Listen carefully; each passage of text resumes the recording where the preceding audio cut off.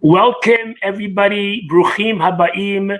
Welcome to our Chabad Seminary of Canada Ben Weider Memorial Lecture Series.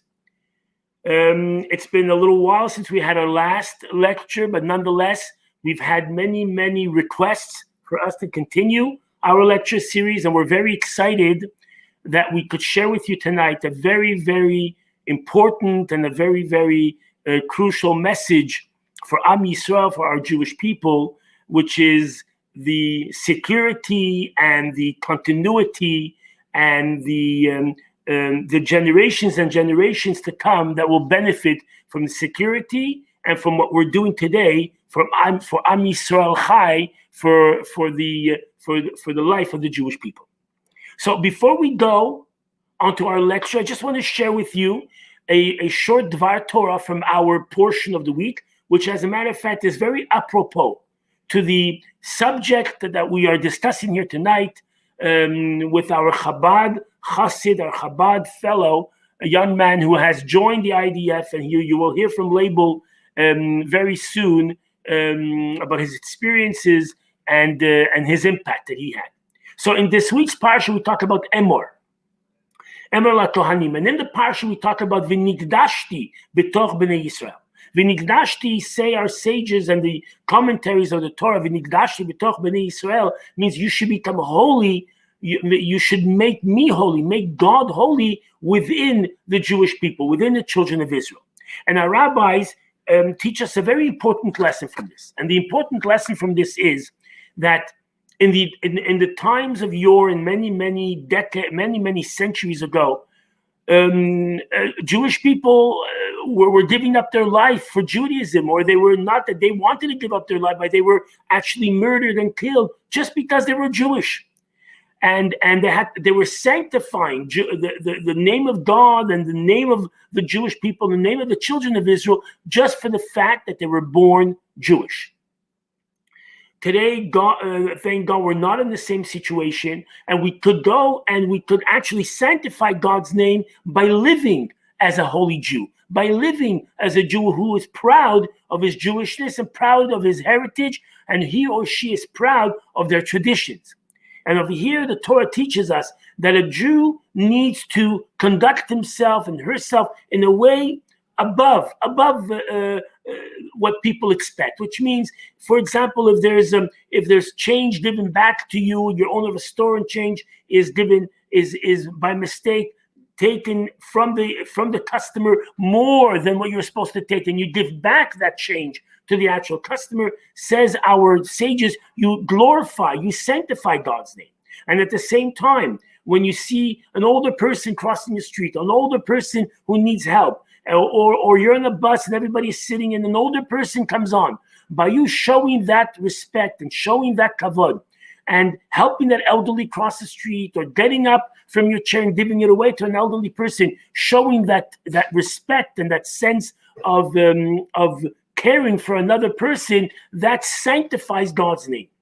But at the same time, God forbid, when there's a Jewish person involved in something which is not necessarily sanctified, or in an embarrassing way. So in that case, then the name of God is also embarrassed. So we have a very big responsibility to be ambassadors of God, ambassadors of our Torah, in a way to make our Torah holy. And now I just want to quote, I was reading it this afternoon. Albert Einstein is reputed to have once said, "If my theories prove correct, the Germans will claim me as a German. The French will say I am theirs, and the Americans will call me their own. If my theories are incorrect, they will all say I am a Jew." Which means that we're kind of in a situation where we need to prove ourselves in a way much better, and the nations put the Jewish people on a higher scale because they expect more of the Jewish nation. So anyways, this is the idea, and this is the message of this week's parsha. Make yourself holy, uplift yourself, sanctify God's name by acting and conducting and behaving yourself in a sanctified way and in an uplifting way. our sessions tonight and our lectures tonight are sponsored by the Weider family. That's why it's called the Ben Weider Memorial Lecture Series. Ben Weider was a personal friend of me and of my of our family. And over the years, many situations came up where Ben had to go, and he went beyond the line of duty in order to bring about tradition and bring about pride of the Jewish community here in Montreal. And as you know, today we have the Y, the Jewish Community Center, the Y, which is named after him, our center, which is the Ben Weider Educational Center. We have the Ben Weider Torah Campus, countless gyms that he gave to police centers and to community centers here in Canada and across the world. Ben Weider was a good man, and may his merit and his neshama have an aliyah for all that he did and for all that he accomplished in his short lifetime here in Montreal. So as you've seen on the posters that we sent out, my co-moderator was supposed to be tonight Eddie Weinstein, but Eddie, for certain unforeseen circumstances, could not be here with us now. He did tell me last night when he called me that he might come a little bit later on the program, and then our IT person will just bring him on. But once I heard that Eddie cannot make it, what I did is I had the idea of calling Eddie's son, Dan Weinstein. And Dan, as a matter of fact, is a former IDF, and I'd like to bring Dan on the screen now. Could Dan come on? Hello, Dan. How are you, Rabbi? Fantastic, beautiful. Okay, Dan, so as I was saying, we're very honored and privileged to have you with us on our program tonight. And it's as a matter of fact, the fact that you were in the IDF a couple of years ago and served your time in the IDF.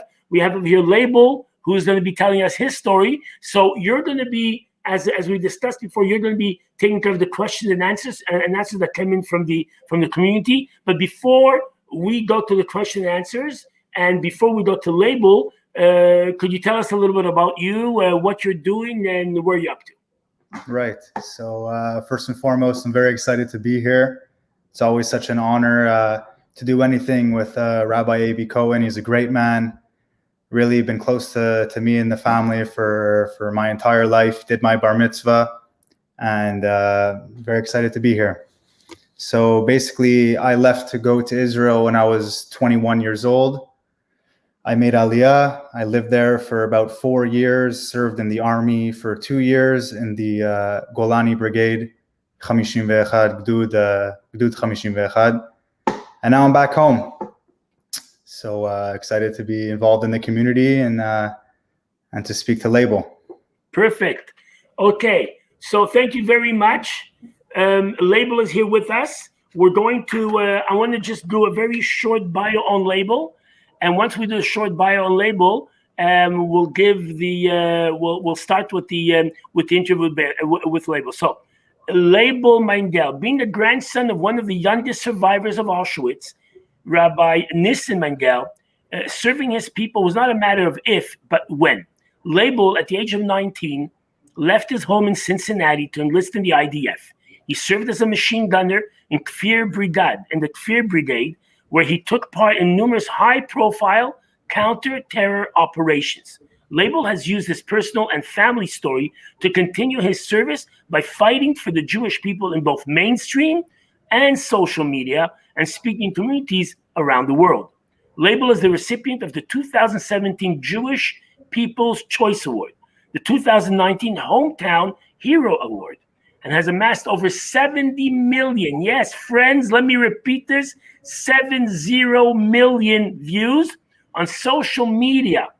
Leibel is also the executive director of Magen Am's Lone Soldier Veterans Program, helping IDF lone soldiers veterans reintegrate into civilian society while leveraging their skills and experiences to provide the highest level of security for the Jewish community. I may add that Leibel's father, whose name is Yisrael Mangel, was a personal friend and companion of mine 34 many moons ago, many moons ago, back in Brooklyn, New York, when we were in the headquarters of Lubavitch. It's called 770 Eastern Parkway. So we were learning there like on the Talmud. And when it comes to learning Talmud, as you know, and if everybody knows, in the yeshivas, it goes in pairs. You actually go together in pairs. and you learn together in pairs. So one of those pairs who paired us up, I was paired up together with Yisrael Mangel. With that, and then even without any further ado, I'd like to give the stage to our good friend Leibel Mangel. Leibel, it's very exciting for us, for the Jewish community in Montreal, to have you here with us tonight. We are looking forward to your story, and let me start right away. So people have been sending us various questions in the past weeks, by email, by WhatsApp, by Facebook. And what we did, we got maybe 40, 50 questions that came in, over maybe close to 60 questions, but we couldn't put everything together here tonight. It's just, we don't have the time. So what we did is we actually consolidated some of the questions. So I want to start with some of the questions, and then you'll give, and then we'll hear your answer. So we know from your bio, Leibel, that you grew up in Cincinnati. How did your family end up there? And what was growing up in Cincinnati like for an Orthodox Jew, an Orthodox family like yourself? For example, what kind of schools were there in Cincinnati? So first of all, before I answer, I just want to thank you, Rabbi. Thank you, Dan. Thank you for the entire community of Montreal for having me. Actually, my mother was born in Montreal, so there's a soft spot in my heart for Montreal. So thank you, guys. So yeah, like you mentioned, my family, I was born and raised in Cincinnati, Ohio, really a northern suburb of Cincinnati. And, growing up in a Chabad family, my father, my parents run a Chabad house in Cincinnati, and really just a run-of-the-mill, Chabad life. We didn't have too much as far as Jewish life goes in Cincinnati. There was one kind of modern Orthodox school that I went to, that we all went to. There was one Jewish restaurant in Cincinnati that closed down every couple of years and then reopened a few months later. I mean, that was really what Jewish life was like in Cincinnati. Spending Shabbat and holidays in Chabad, helping with the services, things of that nature. The way it worked in my family was that for the boys at least, after our bar mitzvah, after we turned 13, after I finished 7th grade, we were sent away from home, away from Cincinnati to kind of go to a yeshiva system, a system that was, more in line with our Chabad family standards. And, this is really where the journey got started for me. Leaving home at 13 was really a difficult transition. I didn't grow up with the greatest Jewish or Chabad education, and being thrown into a yeshiva system that's obviously very rigorous, and the level of learning is very high. I really struggled to find a place where I felt like I belonged and could thrive and can fit in and be myself. And I bounced around from school to school. I went to 5 different schools over the next 3 years, again, just trying to find that place where I felt like, this is the place for me. At that point, at the age of 16, after many difficult conversations with my parents and in trying to figure out what was best for myself, I decided at that point, again, at the age of 16, to leave the yeshiva system. I left the yeshiva system, again, not having found a place that I felt like was meant for me, and ultimately came back to Cincinnati, where I enrolled in my local public school. And really the push, the desire, the dream for me to do that was, I always had this idea that I was going to be the first, Jewish professional football player. I love the sport of football, American football. I was passionate about it, my first love, so to speak. And I obviously didn't have the ability to do that in the yeshiva system. We would have our backyard football, in the parking lot, or play tackle football when it would snow outside and things like that. But I always felt like, I want to play football for real. So that was like the big deciding factor of like, the opportunity for me to do that is in public school. I'm going to leave the yeshiva system and go to public school. And that's what I did. I went to the local public school in Cincinnati, where I had the opportunity to make that childhood dream of mine come true and play varsity football for my hometown high school. I graduated 2 years later with the opportunity to actually play football in college. And, I thought that's what I was going to do. I was going to continue living out this childhood dream, playing football. I was going to get an education. And one day I would be this, the first recognized, Jewish Orthodox Chabad kid to play college football. I kind of took a step back before football, before university even started. I took a step back, sitting on my couch one evening and thinking about kind of my journey ahead and what it is that I really want to accomplish in life. And I'm not sure what it was, but in that moment, it became crystal clear to me that, my goal, my purpose, my mission in life at this point in time is not to be the Chabad kid playing college football, but there's something greater for me, and I need to go move to Israel and enlist in the IDF. And literally right there on the spot, I bought my ticket, got up off my couch, walked to my computer, bought my ticket, and 2 weeks later, I was in Israel. So I sense, Leibel, that the time that you were going through 16 years old and 17 in your mind, football, I sense from the way you're talking, and as a matter of fact, it was one of the questions that one of our followers and one of our supporters were asking. Was this a rebellious time in your life? Did you feel like a rebel, that you wanted to do something out of the ordinary and not the cookie cutting, the kind of lifestyle that I guess your brothers or your cousins or your family members were all following? Or yeah, I mean, I think it's a great question because, Chabad kids were known for many things. One of them is definitely not playing football. So, it definitely is a little bit out of the norm. But the reason why I don't like the word rebellion or rebellious, or, I've been called the black sheep or things like that, is the way I was looking at it, the way I felt at the time. It wasn't that I was running away from Judaism. It wasn't, my family lives this lifestyle and I don't want to be a part of it, so let me go do something else. It was really just a journey kind of towards something, of trying to find myself and to try and make the journey my own. I didn't want to go through life saying, I'm just following in the footsteps of the rest of my family. And it may not be, personal or dear to me. I'm just doing it just because. I wanted to make the journey my own. And that's really what it was. It wasn't, to spite Judaism or to spite my parents or to get back at anybody. It was the search or the journey to find myself. And I don't find that as rebellious. I think that's, being true to myself, being true to my journey. And I knew that the Judaism that I wanted, it had to be my own. And yes, it definitely was a path that looked a little bit different than, my father and some of my brothers and relatives. But ultimately, it landed me in the exact place I needed to be. So, I don't like the word rebellion. I understand why people kind of put it in that box, but I think it's the complete opposite of that. So you joined the army at 19 years old. Yeah. Were your parents on board with you, not on board with you? But more importantly, what's the light bulb that turned on that said, I'm going to the army? Did you watch a movie? Did you hear people who were previously in the IDF that were talking to you? What turns you on?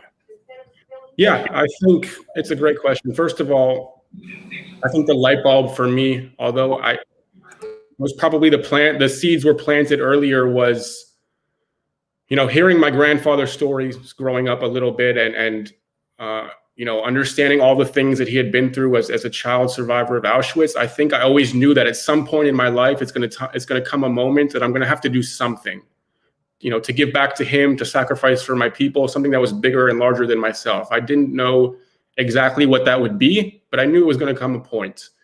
I think at that stage of my life, having been to Israel for my bar mitzvah, as Dan, did as well, and seeing the soldiers in the street, that's probably where the seeds were planted of this might be the way for me.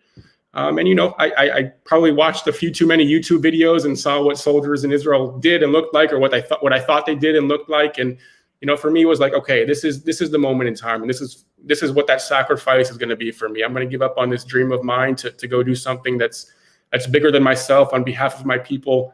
Kind of reconnect to my roots a little bit. In public school, I think in the search to find myself, in many respects, I ended up doing the opposite.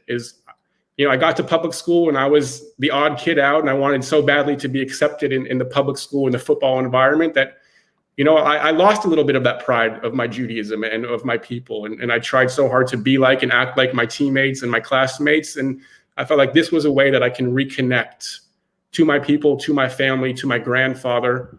And it just made sense. Again, sitting on the couch, I don't know if I put all those things together at that time, but I think because of that journey and because of the journey that I was on, it just all aligned to make that decision. And my parents were on board from day one. I think sometimes in the media and on TV shows recently, they kind of paint this picture of the Orthodox and Hasidic, that they're against the IDF and against the military and against, their kids doing things out of the box. My parents and I had difficult conversations about me playing football and going to public school. Obviously, they felt that their way of doing things was the best for me. But, my parents, when there were games that they could attend in high school, my parents were in the stands, supporting things like that. And the IDF 100% as well. My father and some of my siblings flew in, to surprise me for my graduations, and were there for my ceremonies, and were cheering me on along the way. And I wish that the media and the news and the movies depicted more of that, because that's the reality. Of course, there's going to be the outliers and the cases of people who have an issue with it, and that kind of sells a little bit more. But I'm very grateful and very really honored that my parents had my back, from day one. Not only in high school playing football and working through all of that, but in the IDF, in my service, understanding what I was doing and why it was important to do it. And I'm very grateful for that. That's fascinating. Really, really, truly is fascinating, Leibel. You had to overcome many struggles during training. You eventually found your footing and thrived. Tell me about that. What was your role of your unit and your day-to-day assignments while you were stationed in the IDF and the... Yeah, so to give a little bit of context and backstory of kind of what some of those struggles were, again, I decided to go to Israel and enlist in the IDF with absolutely no idea of what I was really getting myself into. I'd seen a couple movies and some YouTube videos about what I thought the military life was like. And, I'm this American kid. I thought I'm going to get off the plane in Israel, and there's going to be a red carpet rolled out, and they're going to welcome me into their country and honor me for moving from America to go serve in Israel. And I kind of got a harsh reality check pretty quickly. I landed in Israel again with really no idea of what I was getting myself into, no real support system over there on the ground. The Israeli society, for those who have been to Israel, is very different than the American suburban life that I was used to. I remember kind of the first moment where I realized, okay, this is going to be a little bit different than I thought, was when I got to Israel. I had to set up a bank account. And, I'm used to in suburban America, I go to a bank. It's a very pleasant experience. There's somebody who walks you in, and how can I help you? And it's quiet, and everyone's taking care of their business. And I walk into an Israeli bank for the first time, and there's people shouting at each other, cutting each other in line. No one knows what's going on, and I was like, okay, this is different. And it took me 2 weeks to open a bank account because I was just lost, completely clueless. I didn't speak the language. And that those kind of struggles continued into my service. I drafted into a unit with no other English speakers. So I had a very difficult time connecting and communicating with the other soldiers in my unit. Struggled with the language, struggled with the training. Again, I've seen movies and YouTube videos, and it looks all exciting and cool, but the day-to-day of military life, especially during training, is the complete opposite of that. It's really just a lot of no eating, no sleeping, no showering, doing a lot of things that don't make a whole lot of sense, not having the ability to ask questions or have an opinion. And there definitely were many moments where I, really struggled and even questioned, if I made the right choice, or was I blinded by this kind of fantasy land that with what I thought my military service was going to go like. But I am very thankful that, again, I had my family's support and the support of some of my commanders who understood the situation I was in and kind of helped ease me along. And ultimately, as you mentioned, those struggles turned into an environment where I was thriving and was assigned as my team and platoon machine gunner, which meant, pretty simply that I was, the first soldier across the field to provide cover fire for the rest of the team behind me. When we were crossing a street, I would step out into the street first and again lay cover fire so the rest of the team, can pass behind me, the first one into a building, things of that nature. And that's kind of when I really started to feel and understand of like, okay, I'm a part of this now, and I belong here now.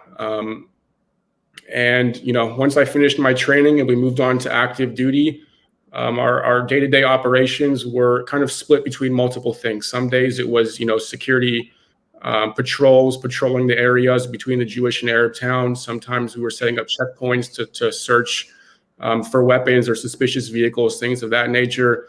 Every Friday, the young, Palestinians would stream out of their mosques, and there would be violent riots that would last for hours. So it was our responsibility to make sure that those riots didn't affect the Jewish community. And then at night, we would go out on different missions and operations to take, terrorists, those with innocent Jewish blood on their hands, off the streets. Our main area of operations was in Judea and Samaria and the West Bank, and that's pretty much what our day-to-day job entailed. Wow, well, it's really unbelievable. We live here in Canada, or those who are living in America. We have some viewers from the States as well, and we're living in a situation where everybody goes to sleep at night, and we're all secured, and we all feel secured, and the fact itself that you're doing all these security measures to secure the people in Israel, it shows an immense amount of courage, an immense amount of conviction on your end. And from here, there's another question that came in from one of our followers, and that was like this: you must have come across many close calls in your service while you were in the IDF. And was there any situation that you came to a close call that was maybe life-threatening? And if it did, what went through your mind at that moment? But even more important, and this is what our follower was saying, how did you feel when you came face to face with an Arab terrorist? Yeah. So first of all, I think that at any time a soldier steps out onto the street in uniform, they're putting their life on the line, and they're in a life-threatening situation because they're a target immediately. Even more so, when they're going out at night and conducting different operations and going into homes of people who have committed acts of violence against the Jewish people. They're always 1 second away from something awful happening. And I think that's a lot of the mindset is understanding. You have to understand kind of worst case scenario in order to kind of clear your head and understand that this is a possibility, and we have the job to do anyways. But there were a few situations where I was stationed in Hebron for a period of time, and for those who may have been in Hebron, there's a checkpoint that separates the Arab and the Jewish quarter, the Jewish parts of town. And I was walking past that checkpoint one day, and the whole thing blew up kind of right in front of me. Was under attack. I didn't actually have my service weapon at the time because I was coming from home. So I ran up the large hill in Hebron, and as I got up to the top of the hill, I heard the whistle of bullets going past my head. And again, in the moment, you're not really thinking about what's going on. You're just reacting based on the situation and your training and things like that. So it ended up being about a 6-hour engagement back and forth to stop and to kind of put to rest the attack. But I came back to that spot a couple hours later, when things had quieted down a little bit, and kind of doing the math on how bullets travel and things like that. I realized that, the difference between a bullet hitting me and not hitting me was literally a matter of a quarter of an inch, from a few hundred meters away. In the moment, you don't really process these things. It's just a part of life and a part of what happens. I think it's after my service where, you sort of think about things a little bit more and try and decompress and comprehend everything that you've experienced. But in the moment, it's just, this is the job, and it's on to the next thing and on to the next day. As far as coming face to face, the way I looked at it, and I can only speak for myself, is it was just part of the job, right? I don't think there was any special emotion, coming face to face with somebody who was a terrorist or committed acts of violence. It's like, this is my job. I'm here to protect the Jewish people. This person needs to be dealt with and handled, and that's what I'm going to do. I know we're gonna get into a little bit later on, but like the idea of revenge, of like, I see somebody and now my blood starts boiling and things like that wasn't a thing. Like it wasn't personal as far as, I want to do harm to this person because he did harm to me. It was, this person is a threat to my people. I love my people. I want to protect my people. So this person is going to be dealt with. So I don't think there was any, crazy emotion or anger or revenge feeling that I felt when coming face to face with people in that situation. Mm-hmm. But did you ever have to come in a combat, on a one-to-one combat with a terrorist? That you had to actually... No, I never, had to fight somebody with my fists, one-to-one. That never happened, thankfully. But every night you go out on a mission or an operation, and you're stepping into their playing field, so to speak. You're stepping into their home, and you're standing, inches away from them, and you're arresting them or doing what needs to be done. But no, I never had any situation where, it's a fight for my life, fighting hand to hand or anything like that. When we were on the phone a couple of days ago, preparing for this event for this evening, so you mentioned something about the morality of the Israeli army. And you said something to the effect that you had candies and chocolate bars in your knapsack or in your bag. And when you would go and visit either the families or when you were doing an arrest, or so could you talk? I'd like our listeners and our friends to hear that idea of the morality of the Israeli army that you were referring to when we were talking.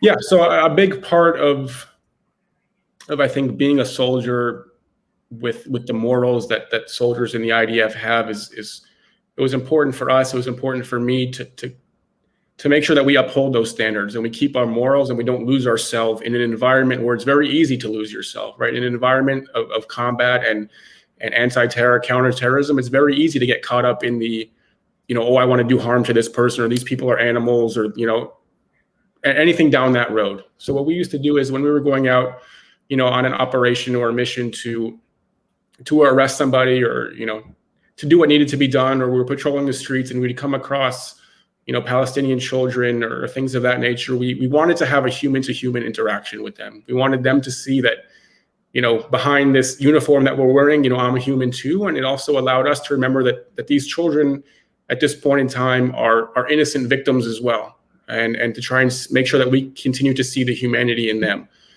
So it was never, at the expense of our job. We wouldn't put our job at risk. We wouldn't put ourselves at risk to do this. But when there was an opportunity to have a human-to-human interaction with children who I very much felt were innocent victims as well, right? Their lives are being hijacked by their leaders, by their parents, by their brother, who are committing acts of violence and engaging in acts of violence. But if there's any way to bring humanity into that situation, so maybe there's a tiny chance that child now, instead of being, there's an Israeli soldier, he's an animal, I'm going to grow up to hate him and kill him. Maybe there'll be a spark of, maybe he's human too, and to try and look deeper in the situation, and the same for us at them. So that's something that we did, that we took it upon ourselves to do whenever we could. And I think, for myself especially, to uphold my morals and to remain true to who I was and to my beliefs was very important. And the next step of it is after my military service, and I'm sure there's going to be people who have different opinions about this, but after my military service, I actually went back as a civilian and went to some of the towns and neighborhoods that I served in as a soldier, and went back and spoke to, some of the Palestinians there, and tried to engage, obviously not telling them who I was and what my background is, but to engage in just civil conversation to try and get their point of view about how things are and what life is like. I learned a lot. Again, I don't believe that I'm doing that at the expense of my job. My job is the job, and protecting Jewish life, protecting the people of Israel is the most important thing that comes above all else. But if there's a way to keep the humanity, I think it's important. I remember we once had a Shabbat dinner here at my home, and I had an older man, maybe 7 years old, 75 years old. He was an Israeli man. He told me he was in the Yom Kippur War. And while he was in the Yom Kippur War, he told me that, and as you know, the Yom Kippur War was one of the wars where Israel lost so many soldiers and so many princes of our Jewish people were lost during that war. I think one of the most of any other war. He tells me sometimes when they were in the Sinai and they were combating with the Arabs one-on-one. He told me at one point it turns you into you forget sometimes your humanity, and I believe what he meant by that is because you're out to survive. You're out to you don't want to lose, God forbid, your life, and you got all kinds of thoughts come through your mind, and the actions that come after that are sometimes actions that you would never do otherwise. So I'm battling in my mind. I'm trying to understand. From one side, you're trying to save and survive this situation that you're in, and at the same time you take now chocolate bars and candies out of your bag. So I believe it takes a tremendous amount of maybe skill, or tremendous amount of mind over matter, like our Tanya in the Kabbalah of Hasidut, of Chabad Hasid Tanya, it speaks about Moach Shalit ala Lev. Moach Shalit ala Lev means that the mind is actually a ruler on your heart, rules over your heart. And that's why you have tefillin you put on your head, on your head next to your mind, and on your left arm next to your heart, so that the mind controls the feelings of the heart. So could you elaborate a little bit on that? Is that what goes on in your mind? Yeah. So I just want to reiterate, never at any point were we doing this at the expense of our job, right? If it was a situation where we were unable to do so, it wasn't like we were saying like, oh, here's somebody we need to get rid of or take care of, but hold on one second, let me go give a chocolate bar to a kid, right? It was never at the expense of what we were doing. But if there was a situation that was kind of less intense or less stressful or less life-threatening, and there was an opportunity to have a word or to share a chocolate bar or a candy bar, that's the time that we would do it. As you were mentioning, it's extremely easy, and I don't think anyone's at fault for being in that kind of environment and going into that kind of survival mode where you almost lose yourself because of the desire to survive. So it was never in a situation like that where we were putting ourselves at risk or putting anyone else at risk to do this. It was strictly in situations where we had this opportunity. Again, because it was important for myself and important for us as a unit to make sure that we didn't lose ourselves and that we stayed true to our morals as a military, as a people, we were fueled again by the love of our people, by the desire to protect our people. We were not fueled by anger or hatred or revenge or anything of that nature. And this was just a small way to kind of instill that and make sure it's a daily part of our lives. So I definitely understand how it can kind of seem hypocritical or oxymoronic. There's a lot of different emotions that play in a situation like this, but again, it was never at the expense of Jewish life. 100%. One of our texters sent a question saying that they went through your bio, and they said that you were involved in a well-known operation called Brothers Keeper in 2014. Could you tell us about the operation and the effect that it had on you and on your unit, and how the IDF implemented and insisted upon instilling humanity during this special operation? Yeah, so Operation Brothers Keeper was in the spring of 2014. I'm sure many of us are pretty familiar with this time period when 3 Jewish teenagers were kidnapped by Hamas terrorists one evening while they were hitchhiking home from school. So that kidnapping actually took place literally across the street from where we were stationed. We had an outpost in Gush Etzion. About 100 meters across the road from our base was this bus stop where they were kidnapped from. So obviously, because of that, we were very much involved, not only in the search and rescue, the rescue operation, the search operation to find them, but also to hunt down those that were responsible. And this was a time period where myself, my unit, we very much felt a personal responsibility for what had happened. Right? We were in this area. Our one job was to protect the Jews in this area. And under our watch, 3 innocent teenagers were kidnapped. So those 18 days are probably the most difficult 18 days of my military service, the most impactful 18 days of my military service. Feeling like each and every day we were making progress in finding them, but also understanding that with each passing moment, the chances of finding them alive or finding them at all got smaller and smaller. And ultimately, 18 days later, a small group of soldiers from my unit, a small group of paratroopers, and a small group of civilian volunteers, farmers who were kind of experts in the layout of the land. We were searching a field outside the Arab city of Khalkhul, and one of the civilian volunteers was kind of looking at the layout of the land and kind of recognized that something in this field doesn't look right. They had noticed that in a field that was completely alive, there was a small area with a couple dead plants that looked like it had been trampled on a little bit. And they moved aside a large stone, a large rock, and underneath this rock in a shallow grave were the bodies of the 3 boys, Eyal, Gilad, Naftali. Till this day, it's something that I think about often. In many ways, like I mentioned, feeling a sense of responsibility for that result. But there's really, even in that all that negativity and seemingly dark times, there's one thing that stands out from that time period that is something I still think about today, and something that I question myself on greatly and wonder how we can get back to that point, is the Jewish pride and the Jewish unity that we felt during that time period. It's unlike anything I'd ever experienced before in my life. Until this day, I have not experienced anything like that. For those 18 days, it really didn't matter what our differences were.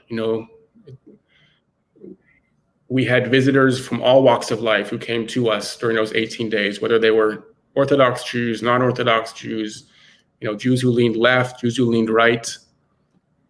The differences went away because there was one thing so much greater, so much stronger that united us. And that was the fact that we were Jewish. We were part of the nation of Israel, the people of Israel, and we needed to lean on each other for strength and for support. And that's what we did. I remember, one specific story of this gentleman who almost on a daily basis, he would come protest our presence in the area of Gush Etzion, which is about 7 miles south of Jerusalem. He would come and hold a sign and he would shout, again, upset at our presence in the area. And during these 18 days, he again showed up. But this time, instead of holding a sign and shouting, he brought with him home-cooked meals and gave us each a hug and said, I protested you yesterday and I may protest you tomorrow, but today I understand that you are my children. And that truly was the mentality during that time period. It's that it didn't matter. All the other stuff went away. We united around this common mission, this common goal of finding our boys and bringing them back home. And the fact that we were Jewish, we were one nation, one people. And I question myself each and every day of how do we get back to that place where we shouldn't need tragedy to feel that way, because that the thing that unites us is still here, right? We still are one people and one nation and the children of Israel. So why don't I feel that? Why don't we feel that each and every day?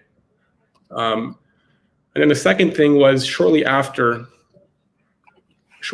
we found the bodies of the 3 boys, the parents of the boys came to speak with us. And it took me many, many months to come to this realization, but what happened next completely changed my outlook in life and how I deal with difficult situations. Right? I'm not a parent yet. But I can very confidently say that they found themselves in the most negative, most dark place a parent can find themselves in, right? Just a little while earlier, they found out they lost their children in the most inhumane and brutal way possible. And, if we're being honest with each other, they had every right to be upset with us. We failed them. We were there with the mission of protecting their kids, and we didn't do that. But the very first words out of the parents' mouths to us, the very first words were thank you. Thank you for bringing our boys to us. Wow. Thank you for allowing us to give our children a proper burial and to now use their memories to spread goodness and kindness throughout the world.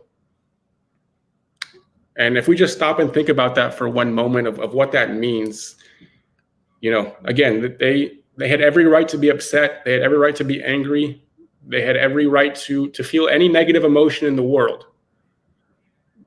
But still, somehow, some way, in that darkest moment, they're able to find a way to use that pain, to use that negativity and turn it around to uplift and inspire the world around them.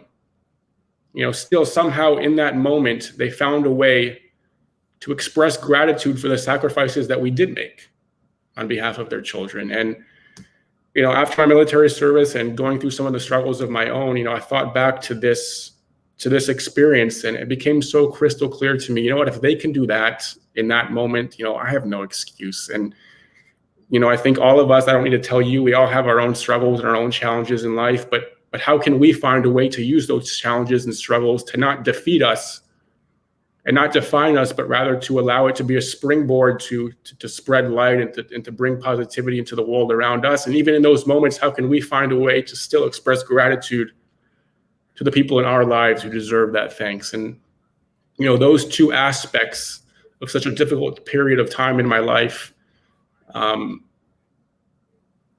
have such a positive impact on my life today. And again, I think it's in the parents' kind of message and in their words that allow me to do that, is to look back and instead of focusing on all the hardships and difficulties during that time, instead focus on the Jewish unity and Jewish pride and that was felt in that time, and to learn from them and to try and carry that message into my day-to-day life. So what is it that tells you, Leibel, or what is it that you feel that causes this feeling of togetherness and oneness and unity in the Jewish people? What in your mind? I mean, I could tell you from a rabbinical point of view. I could tell you from what we've studied in yeshivas, but I want to hear it from you. Why is it like that, or how is it that way? Why is it that way within the Jewish people? So I think it's not only. I don't think it's only the Jewish people. I think it's in the world at large. Even on a more micro level in our own relationships and friendships is the moments that you feel the closest is when you bond over something that's so much greater than yourself. And I think, when we live in a society today that wants to divide us and wants to focus on all the differences and on the negativity, and it becomes difficult to focus on the bond that's greater than ourselves. And I think the way to combat that is to take it upon ourselves as individuals to fight it, right? So me as an individual, I'm going to decide that when I interact with other Jews, with other family members, whoever it is, I deal with society as a whole, is I'm going to make that interaction about the things that unite us and the things that we have in common, right? Again, think about I'll take my family, for example. I'm one of 9 kids, thank God, and have a large family. Each and every one of us is different, but that's what makes us so close, is because at the end of the day, even our differences, we're family.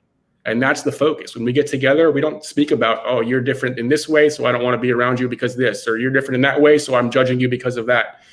We're family. We have the same last name, the same blood, the same lineage, and that's what we bond over. And I think if as a people we worried less about how much you're doing or how little you're doing or what your political beliefs are or where you live or which synagogue you go to, and just unite over the fact that our blood is the same, our lineage is the same, our people are the same, that allows us to overcome all those differences. And it's definitely challenging in a society like today, but it's something that I try and do in my personal life, and I try and speak to people about this time period because I believe it's so important. And it shouldn't take losing 3 innocent boys for us to feel that, right? It should be the norm in day-to-day life. As I see another Jew and we bond over the fact that here's another Jew.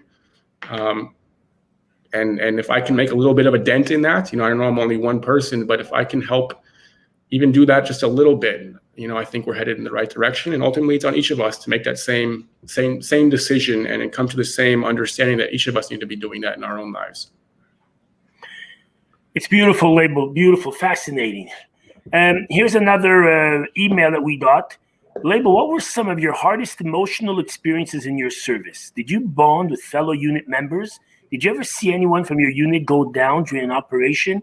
Did you ever lose anyone from your unit or friends you made, and how did you feel? Yeah, so I think without a doubt, the most challenging, at the time at least, the most challenging part of my service was Operation Brother's Keeper, these 18-day period of the kidnapping and the search and ultimately finding these boys. The next step obviously is Protective Edge, Operation Protective Edge, that shortly followed that.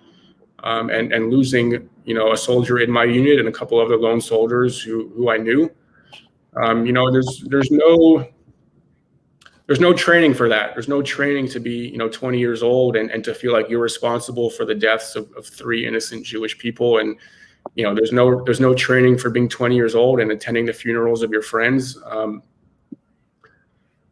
Definitely challenging, very emotionally. It took its toll emotionally. Again, I don't think I realized it in the moment. It wasn't like, this happened and then a moment later I was like, woe is me kind of thing. It was kind of after my service when all the commotion and the day-to-day rigorous life of military service dies down. It's like, okay, there's all these things I've experienced. How do I deal with all of it? So there definitely were challenging times and challenging moments. For the first probably 8 or 9 months after my military service, I was definitely in a dark place, just trying to work through it all. But I think those were the 2 hardest things. Operation Brother's Keeper, and then shortly afterwards, Operation Protective Edge. And in short, could you explain us what the Operation Protective Edge was all about? Yeah, Protective Edge, again, shortly followed Operation Brother's Keeper. At the same time that the search, was going on for the 3 boys, and shortly afterwards, Hamas decided they wanted to get in on the party too, and started raining down thousands of rockets from Gaza into Israel. So it reached a point where obviously Israel had to put a stop to it. And then very quickly, Israel discovered that Hamas had built terror tunnels from Gaza into Israeli territory, into the land of Israel. And we're planning on using those tunnels to commit acts of violence, acts of terror, to kill as many Jews, to kidnap as many Jews as possible. So the operation was twofold. One, to put an end to the rocket fire that was coming down into Israel, and to destroy as many of these terror tunnels as possible. Okay, here's another one of our texters. What would you say is it that makes an elite IDF soldier? Is it the mindset? Is it your conviction? Is it the IDF training? After all, Israeli soldiers are known to be the best in the world. People say that the Israeli military is second to none. Why is that, and how do you feel about that? Yeah, so I think the training is definitely good, but I've had the privilege of training with other militaries, and other militaries around the world have very good training as well. I think what sets the Israeli military apart, I think what sets the Israeli soldier apart is what we're fighting for, right? Is when a Israeli soldier goes into battle, they're a mile down the street from their home, right? They're not flying overseas to go fight a different battle or a different war. I mean, there are times where we're stationed somewhere and literally a friend of mine in my unit catches a bus for 2 minutes to get back home. And he knows that if he doesn't hold his line, it's his family that's in danger. And I think knowing what's on the line, knowing what would be if we weren't there, I think that's what takes, an Israeli soldier to the next level. And again, it's not fighting out of hatred or anger for somebody else. It's simply and truly because we love who's behind us. We love our families. We love our people. We want to protect our people in our homeland. And I think, for better or worse, right, obviously wish we didn't have to do those things, but I think it is that reason and that mentality that does take us as soldiers, as a military, to the next level. Is if I'm not here, no one will be here, and my literal actual family will be in danger because of that. All right, so Leibel, on the poster that we posted in our social media, it said from Auschwitz to the IDF. So we know that your grandfather is one of the youngest survivors of Auschwitz. His name is Rabbi Nissim Mengel. Yes. You told me that he played a pivotal role in your life. Please tell us about your grandfather. What kind of role did he play in your life? And was he a convincing factor that you actually joined the IDF? Yeah, so like I kind of touched on this briefly earlier, but there's absolutely no question that my grandfather is the biggest inspiration in my life. Hearing his experiences as a 10-year-old boy in Auschwitz and going through the Death March and many other concentration camps, to hear everything that he went through. I always felt like growing up, like, how do I look this man in the face, right? Like, he's done so much on behalf of our people, but my family, like, how do I ever live up to that? Being 10 years old and making the decisions and standing up to the Nazis like he did, and making all the sacrifices that he did. I mean, how could that not be an inspiration? And I think ultimately, although I didn't, it wasn't crystal clear to me at the time. Like, it wasn't like, well, because of my grandfather, I'm going to the IDF. I think that thought process throughout my childhood, that it's going to come a point where we're going to have to do something for him. I think that is what ultimately led me to make that decision, and feeling like, okay, now is going to be the time for me to kind of give back to him and show him that I recognize and that I honor his courage and bravery and sacrifices, and kind of, now it's my turn, right? He did so much for my family and for our people, and now I have it. I'll take the reins from here, so to speak. So there's no question that I served because of him, that I continue to serve because of him. And, many decisions I make in life till today and throughout the rest of my life will be with him in mind.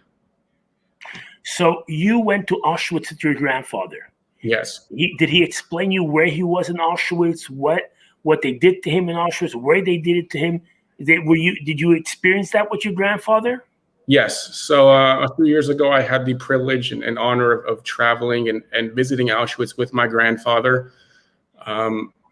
a life-changing trip on many levels, and a trip that was inspirational and impactful on many levels. And I remember very vividly, walking up to the gates of Auschwitz, as you see in the picture there, and my grandfather put his hand on my shoulder and he said, "Leibel, 72 years ago, I walked through this gate with a Nazi soldier by my right side. And today I once again walk through this gate with a soldier by my right side, but he's my grandson. And he serves in the Israeli military."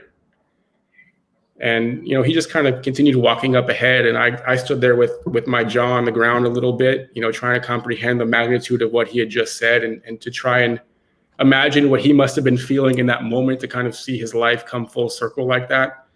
I stood there in my thoughts for a couple of minutes, and then I ran up to catch up with him, and he was standing in the middle of the camp, and he was pointing to a specific barrack, and he was saying that he wasn't sure if it was this exact one or one in this area, but this was the medical facility in Auschwitz.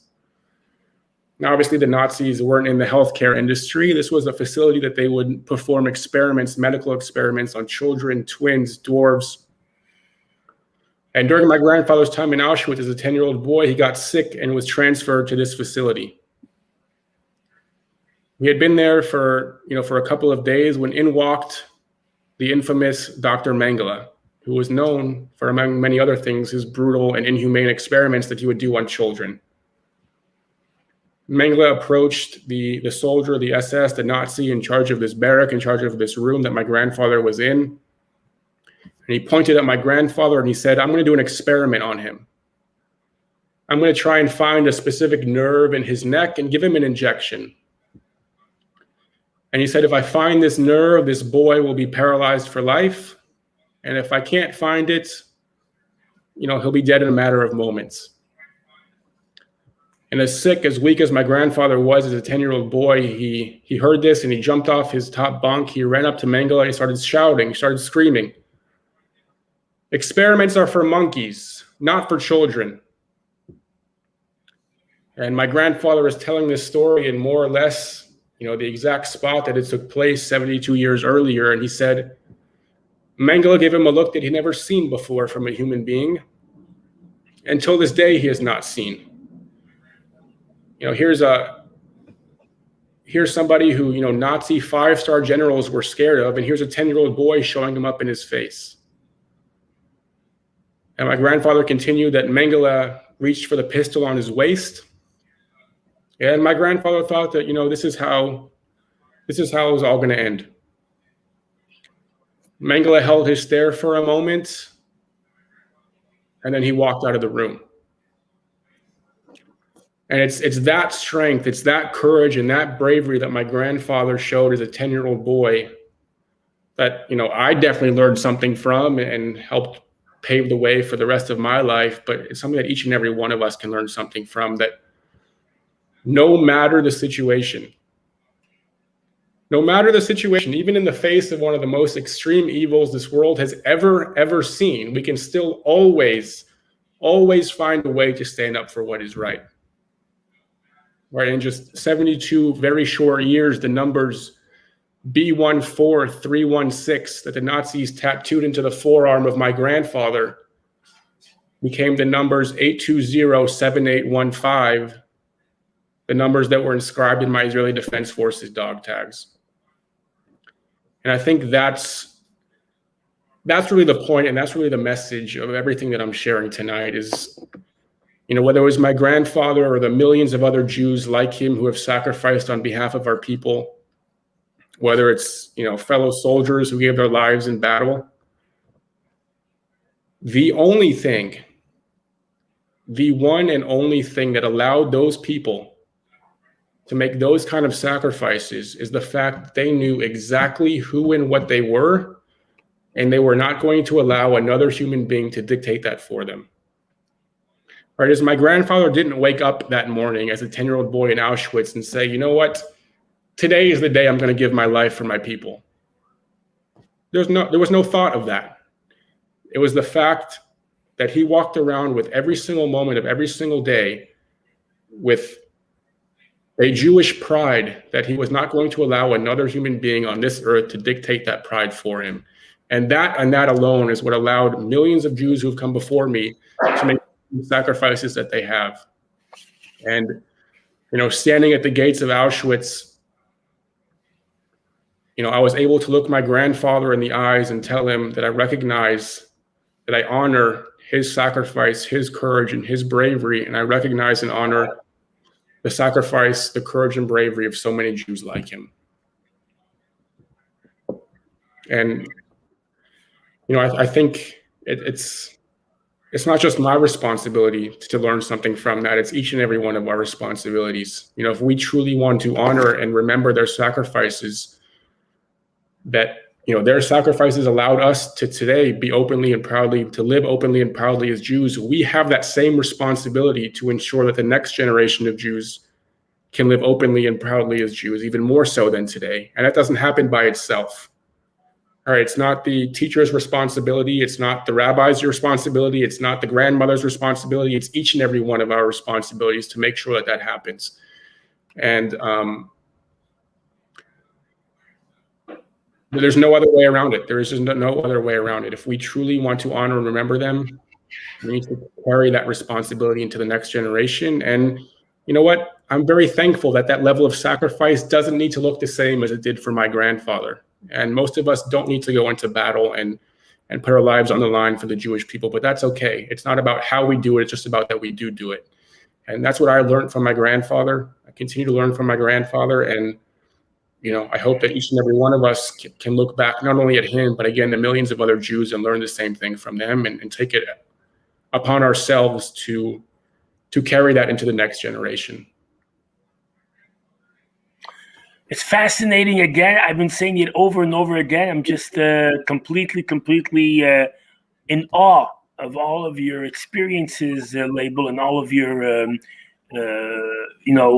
life tribulations, and how you turned out to be a fantastic human being and an unbelievable educator, I would call you.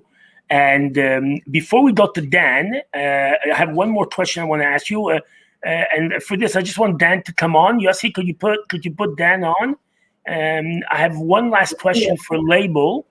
Leibel, based on your IDF experience and your work now, again, this is from one of our Facebook followers. What are some ways that college students or community members can continue this fight for preserving the Jewish people without enlisting into the IDF? Yeah, so I think this is the best question of them all, right? Because the whole story is meaningless if there's no action at the end of it. Inspiration is great, but inspiration is gone tomorrow. So I think whether you're a college student or a community member, have a family of your own, don't have a family of your own, this is my challenge to you. My challenge to you is to find just one thing. Find just one thing that you're going to start doing, that you're going to do more of, that you're going to do better, that you're going to do differently today after this lecture than from before. Just one thing. But here's the caveat. You need to make that one thing yours, right? Whether it's lighting Shabbat candles on Friday night, wrapping tefillin one more time a week, whether it's wearing a Star of David necklace, whether it's talking to your friends, your family about, Judaism, about what Israel stands for, whether it's sharing another post on social media, whether it's, supporting education centers that promote, Jewish life and the continuation of Jewish life, whether it's traveling to Israel to get a better understanding of what Israel, our homeland, means to us and to thank our soldiers and our brothers and sisters who live there, whatever it is. That's not important for me. What's important for me is that you find one thing and then make it your own. Don't allow another human being on this earth to dictate to you when and how you show pride in that one thing. And just see what happens from there. But if we as individuals can take it upon ourselves to start doing one more thing, I have great faith that the next generation of Jews will have the same and even more opportunity to live openly and proudly as Jews that we do. And that's my challenge. Let's all find one thing. Let's take it upon ourselves to not focus on our differences, but focus on that one thing that unites us, that is so much stronger and greater than whatever differences we might have. Let's never forget that we are the children of Israel, the people of Israel, the nation of Israel, and truly say, Am Yisrael Chai. Take it upon ourselves to stop saying the words never again, but actually start living this lifestyle called never again.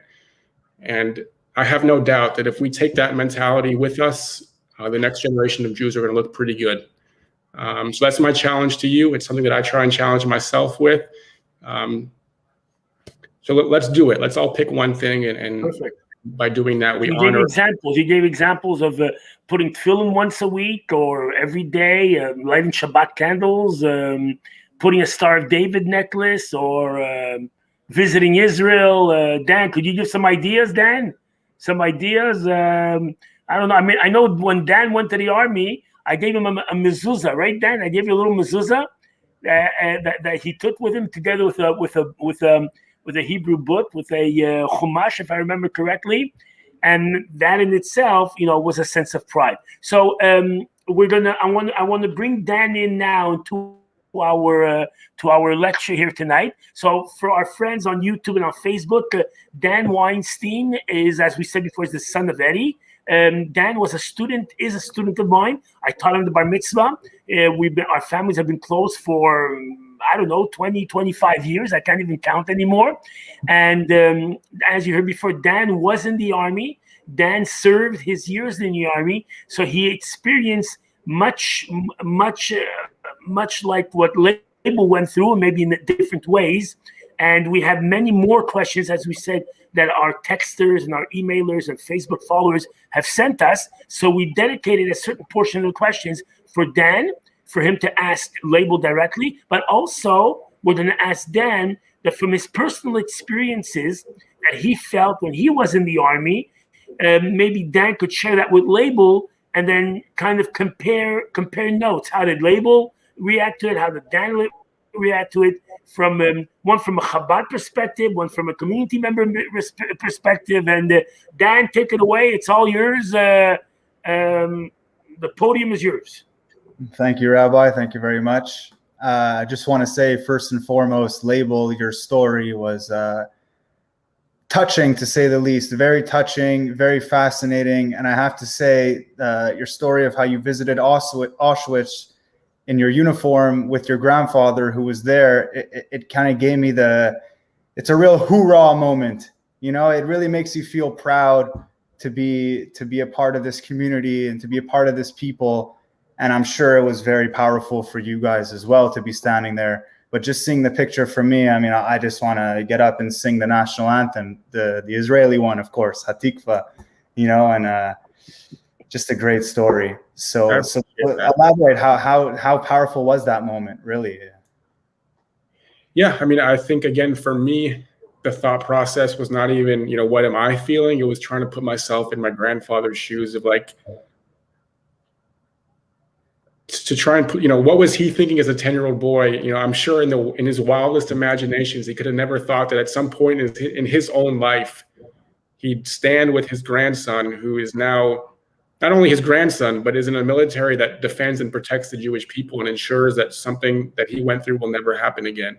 Mm-hmm. So the whole trip was kind of trying to imagine and put myself in my grandfather's shoes. I mean, obviously for me, it meant a lot to be able to give back and kind of feel like I was now, doing my part on his behalf. But the whole trip, from my perspective, was, I wish I could feel whatever he's feeling in that moment, because I'm sure it was indescribable to kind of see life come full circle. And I think another thing about that trip, which was so powerful to me, is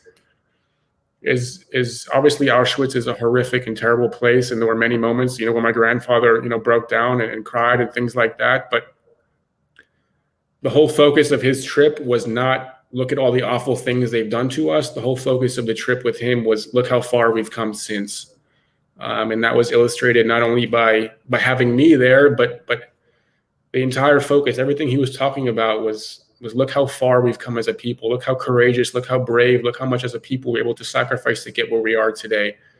And I think that mentality, again, kind of just flows in with everything else I've been speaking about tonight, is to be able to use such atrocity and evil as a family, but even more importantly, as a people, as a nation of Israel, to not allow it to defeat us and to define us, but to use it as a springboard to allow us to do things that again, I don't think there's a Jew in the world who could have fathomed that the Jewish people today would look like the way it does 72 years ago or 75 years ago. And I think that's the power and the strength of the Jewish nation. And I think that was the focus. And that's why that trip was so meaningful to me. Really just amazing, just incredible. A once in a lifetime type of moment that you'll share forever. Yeah. Your grandkids and great grandkids. What was it for you? What was the inspiration for you to make that move?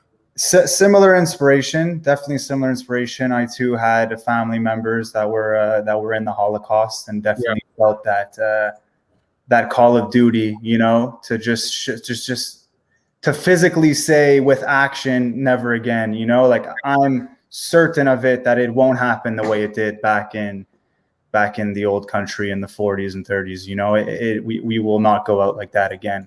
I'm sure you're certain of that as well. 100%. Yeah. And I think the important thing is you don't have to serve to make never again an action, right? The only way to do it is not, you know, for us, it was that way of never again for us means, you know, we're going to go and serve physically, but there's so many other ways. It's not one way or the highway type of thing, right? Is, you know, I've had teenagers come to me and they're like, you know, I think it's so great what you did and I wish I could do it, but you know, it's not for me and I can't serve, or people that are older already and you know, can't serve because of their age or whatever other thing it is. It doesn't have to be through wearing a uniform, right? There's so many other ways to serve the Jewish people and to ensure, again, through action. You know, the social media posts saying never again twice a year are cool, but what's the action going to be? And I think, you know, some of them I've mentioned before, but it can be anything. I think that the important thing is not how we sacrifice, it's that we sacrifice.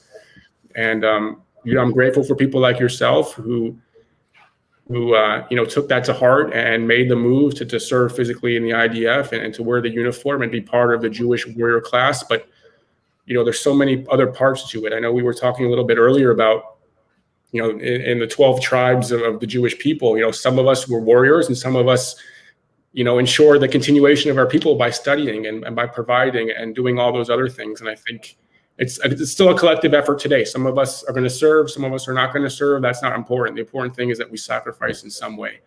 So I want to thank you for that, and thank you for taking it to heart, and thank you for doing your part. And you know, that's what it takes. That's what it takes. It doesn't happen by itself. Yeah, man. Thank you as well. Honestly, same back to you. But I think what you were saying kind of ties into Chabad and the importance of Chabad and how cool it is to be able to go to any city in the world and you'll have a Shabbat dinner that they'll welcome you with open arms. You know, I remember I was in Ottawa doing school once and I didn't know too many people. I reached out to the rabbi here. He put me in contact with his rabbi there, the Chabadnik, and brought me in for Shabbat dinners and built a nice relationship. It's beautiful, really. Yeah, it's one big happy family. I know even at least it could be, right? Yeah. Mm-hmm. No, you know, even, you know, serving in Hebron and different places in Israel, there was always a Chabadnik there, you know, providing, you know, religious and Jewish inspiration, but even, you know, just bringing a home cooked meal or giving a hug or just sitting and drinking coffee at a guard post at 3 a.m.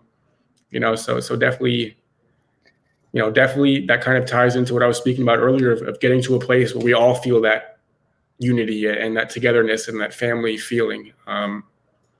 100%. There's no one like Chabad. I'm with you, man. I'm with you. That when you said that they came to give you treats and whatever, it reminded me of when they came to our bases too with the ice creams, and they put the crazy Hebrew techno music on, and we go nuts and dance, and it's all fun. It's all good. Good times. Yeah, good times. So from one former soldier to another soldier, I had a question that I thought of that was more Army related that maybe people would be interested in. I know we touched upon how you were what we'd call a squad light machine gunner. In other words, a Negevist. Yeah. The Negev is the machine gun that the Israelis have developed that we use. I was also this position. There you go.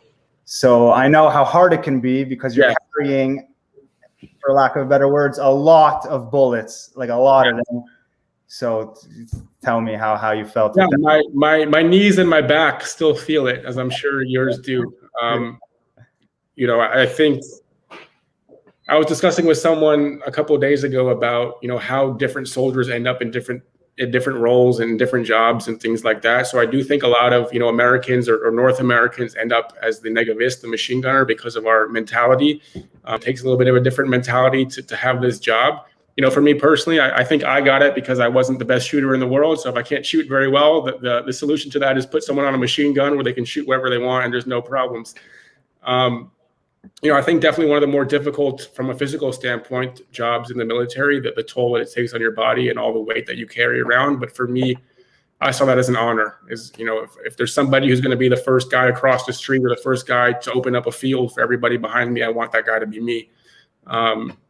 And something I took great pride in. And although I got all the jokes about how I can't shoot, and that's the only reason why I was given this job, and blah blah blah blah blah. But for me, it was an honor to be able to be always the first one in line, first one standing side by side with my team leader and commander. And it's something that I miss, because even here in America, where you can shoot all the guns in the world, I haven't yet gotten my hand on one of those things. So I still miss shooting the Negev and getting to feel that kind of energy and have that kind of fun. But definitely an honor to have that role, and I'm sure you feel the same. Is your back and your knees feel it, but you wouldn't have changed it for the world.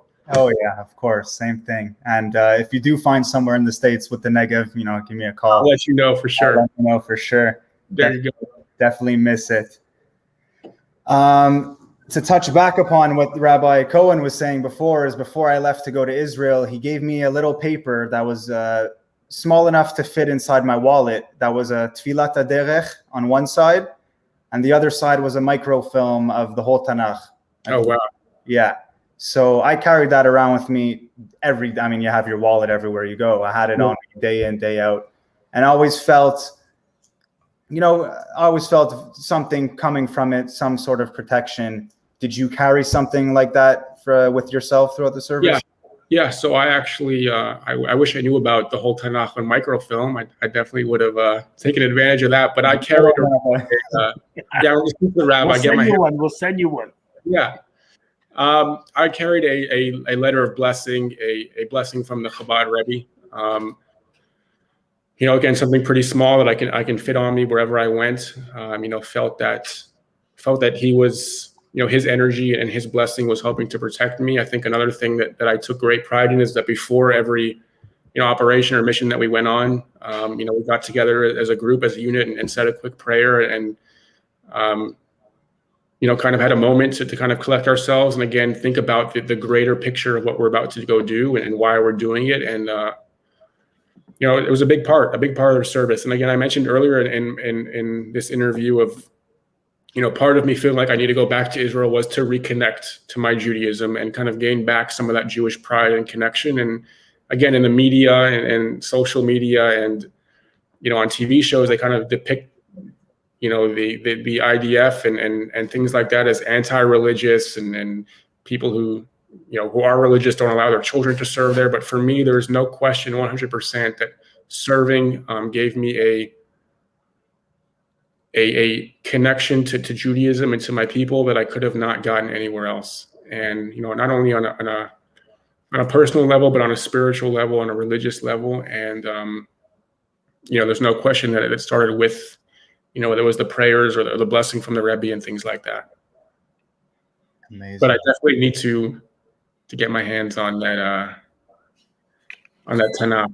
Strongly recommended. I still carry it with me to this day, by the way, Rabbi.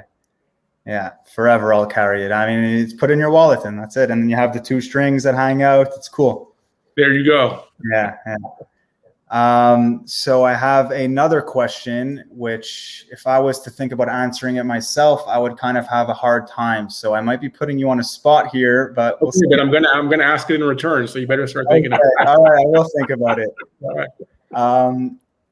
If someone were to ask you, maybe they were a young Jew, was interested, an American, was interested in leaving to Israel to join the army, what kind of advice would you give them? Yeah, so if they had already come to the decision that that's what they're going to do, the first thing I would tell them is go learn Hebrew. The most difficult aspect initially of going to Israel and serving was having this language barrier that made it difficult to connect to the people around me. And I think, I'm very thankful that my Hebrew kind of got in line, and I was able to get to a place where I was able to connect with the other soldiers, in my unit, because those are the relationships that I'll have for the rest of my life. But not being able to speak Hebrew is an extremely difficult thing when you're in a military that speaks Hebrew. So that would be the first thing, kind of on a more practical level. But on a deeper level, I think my answer would be keep the main thing the main thing. Right? The military is not going to be what it looks like in the movies. It's not going to be what it looks like on YouTube. And there's going to be many challenges and many difficulties and many hardships for you as an individual. But if you keep the main goal and the main mission in mind, that you are now a part of the Jewish warrior class, that you have on your shoulders the responsibility of protecting the Jewish nation and protecting Jewish life, that will get you through those difficult moments. And I know that was instrumental for myself, is like the moments where I questioned, I don't think I should be here right now because this is very difficult. It was like, this isn't about me. It's not about my feelings. It's not about my personal experience. It's about the Jewish people, the Jewish nation.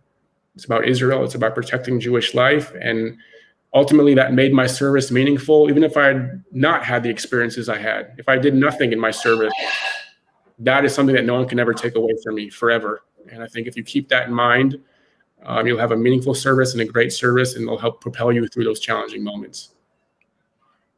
I feel likewise. I feel the same way. Basically, to sum it up, focus on the bigger picture. Yeah. And try to stay selfless instead of selfish, because joining the army is not a selfish thing to do. No, I mean, the whole goal of boot camp and training is to break you down as an individual and build you back up as kind of a warrior, as part of this greater mission and greater purpose. So there's no question about it. All right. Yeah, for sure. And when I mentioned I would have difficulty answering that, you actually touched upon that in your first sentence when you said, if they had made their mind up already. Yeah. You shouldn't convince someone to go do this crazy thing. It's not for everybody. And again, there's nothing wrong with that. It doesn't need to be for everybody. And I don't believe that serving is any greater than somebody who has, difficulty, going to services on Shabbat and decides, my sacrifices, I'm going to come to services anyway. Like my way of sacrificing is not any better than that way. So there's no shame in saying, the IDF is not for me. Just find a different way. And, I would never, ever convince somebody that this is what you need to do or this is what you have to do. I think there's, your way of sacrificing is ultimately based on your life experiences. And my experiences and your experiences led you to that point where you made that decision. But for someone else, it might not be. And that's okay. But no, I don't believe that serving is for everybody. I don't believe wearing the uniform is for everybody. And I would never convince anybody to go and do it if they hadn't already made that decision for the right reasons. Lots of honor for you. I appreciate that. To you as well, my man. Yeah.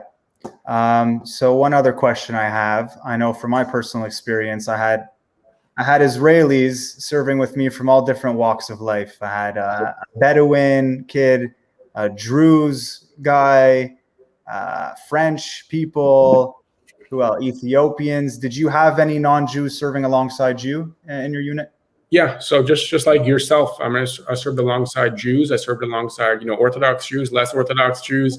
I served alongside, Arabs. I served alongside Christians, which again, I think is something that's not talked about enough. Is, there's all this slander that goes on about the IDF in the media and in the news and things like that. But the narrative goes out the window the second you kind of take a deeper look at it. I mean, the fact that I served with an Arab, how does anyone call Israel apartheid or things like that? It's craziness. And again, Jewish or not, it's uniting over this common goal of protecting Israel, protecting the life of Israel and the people of Israel. And I think, it helped me get a better sense into what that means. Because even in America growing up, I had no idea about that. The fact that someone would have told me I would serve next to an Arab and a Christian, I wouldn't know how that was possible. But, kind of living through it and experiencing it, again, the differences didn't matter.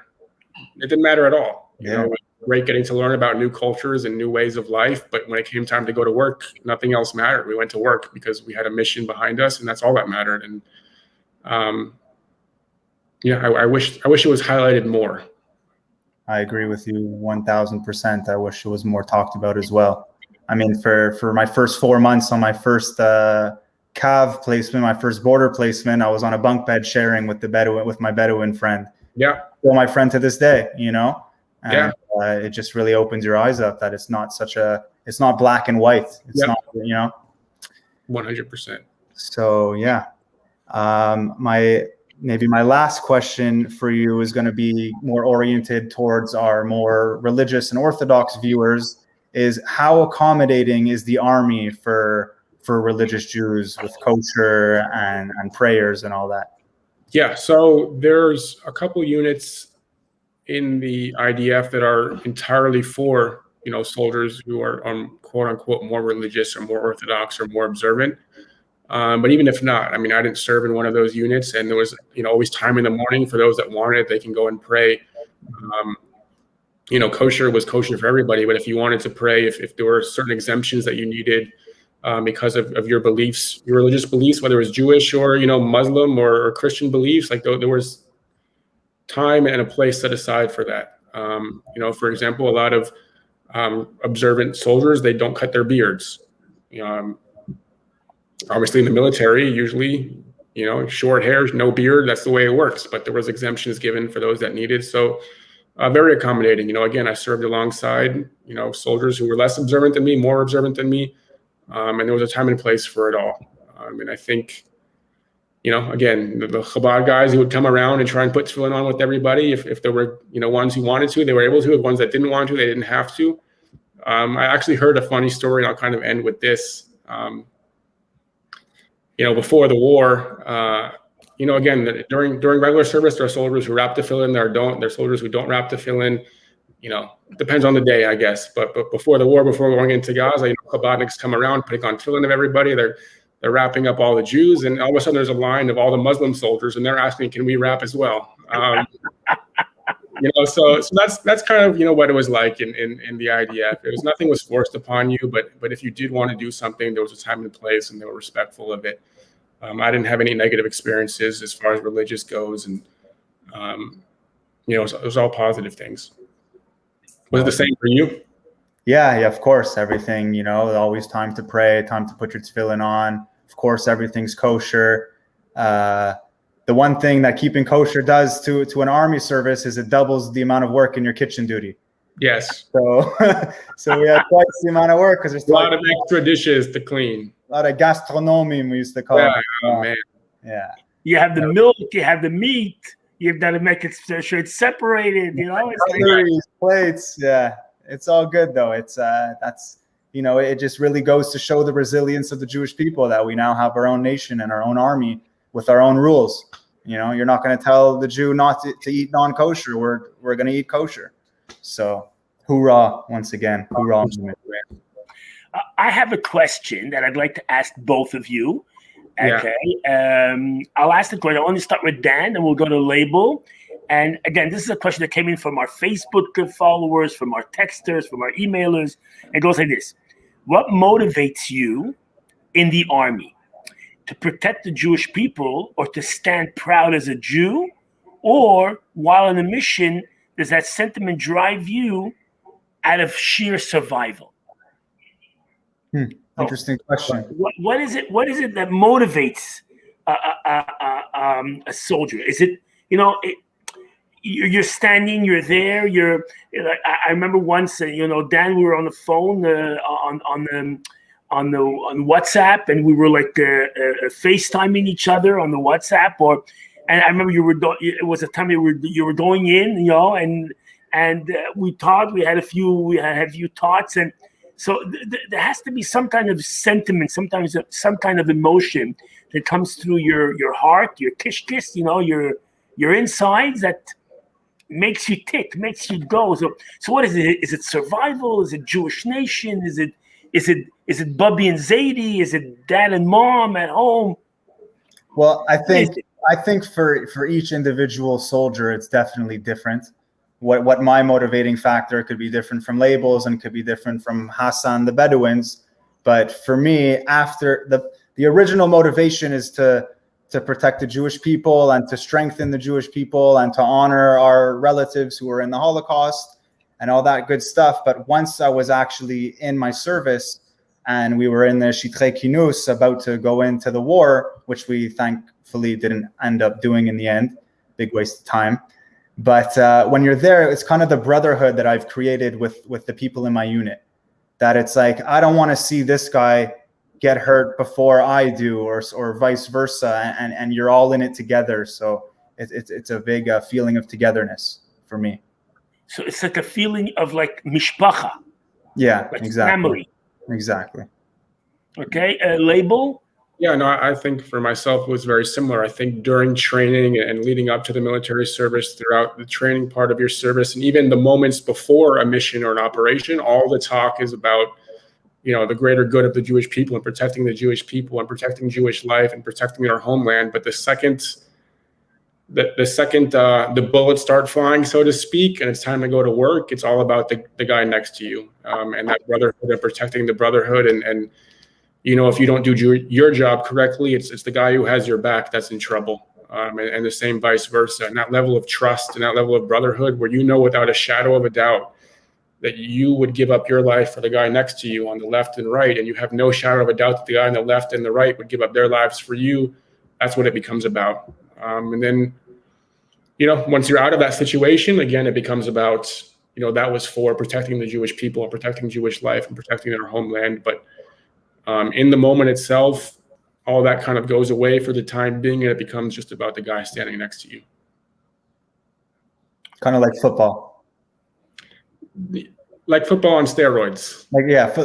Like football with guns. Yeah. Football where lives are on the line, for sure. Yeah. And you know what? It's interesting you bring that up, because football was really the first place that I felt that. Mm-hmm. Right? It's like I'd never been a part of something that was bigger than myself before. And it could be in a game, I might have been upset internally of like, I didn't get as many throws, I didn't get as many passes as I wanted. But the greatest joy was winning. Winning as a team was much greater than individual success I could have had. And the same thing in the military, right? That unity over a common mission and a greater purpose was much greater of a feeling than any internal struggles I may have been having. So yeah, it's definitely very similar in that way. Okay, there's another question here that which is a fascinating question, and again, I want to ask both of you. Now, this time we'll start with Leibel, then we'll go to Dan, and that is like this: what is it in the Army experience that affects or changes your behavior? Does it change the way your way of thinking? Does it change your vision of life? Does it turn you into a more assertive person, more confident, more courageous person, a more honest person, a more giving person? Or maybe on the other side of the spectrum, a more hardened person, more selfish person, and because again, when you're in the Army, you're in a survival mode. Survival mode means you got to survive. So you come before anybody else kind of thing. So what did the Army change in you that you became into, if it did in any way, that you weren't before? And one more thing I want to mention, and Dan, I want to present this to you and aim this to you. When you, Dan, were in the Army serving, I remember I was in your father's office. We were putting on the tefillin. We're discussing. Me and your father. We meet from time to time, and we put on tefillin. So one of the things I believe your father told me then was that when the Israeli soldier goes out of the Army and he's back into civilian life, so people hiring the former IDF soldiers usually look for the rank where that soldier was in order to know, in order to see where he would best fit in the workload, in the workforce, whether it's in creativity, whether it's things in actually in trying to develop things that are the army has a certain knack that brings out a lot of talents out of people, out of its soldiers. So coming back to you, Leibel, what you were before, the experience you had in the Army, and then coming out of the Army, what kind of change did you see in your life? Yeah, so I'll speak to myself. I think just like the previous question, I don't think this is a black and white answer for everybody. I think a lot of it depends on the mindset and mentality. But for me, the one thing that I can say without a shadow of a doubt, it gave me perspective. It helped me understand, the bigger picture of life, not only during my service, but after my service. I remember one specific, actually in some ways that's part of the difficulties of leaving the military. I remember the first time I came home, I was watching my brother, who was probably, I don't know, 10 or 11 at the time. He was arguing and kind of throwing a little bit of a hissy fit with my parents because he couldn't fall asleep because he didn't have 3 pillows. And I remember actually getting legitimately angry and upset of I just slept in a hole for 2 months. What are you talking about? And I think that's part of the difficulty of the transition of it can be a positive thing where, yes, now I've harnessed it in the right way, where I have a greater understanding. I understand what real sacrifice, what real difficulties, what real challenges look like. And, the small things in life don't matter as much anymore. I don't get caught up in the trivial things. I see the bigger picture. I focus on the bigger picture. I have friends, who aren't here with us physically anymore. It's hard to reach that level of negativity, so to speak, of it helped me grow up. It helped me understand that helped me have an appreciation of life and for living and for sacrifice and giving back and being a part of things that are greater than myself.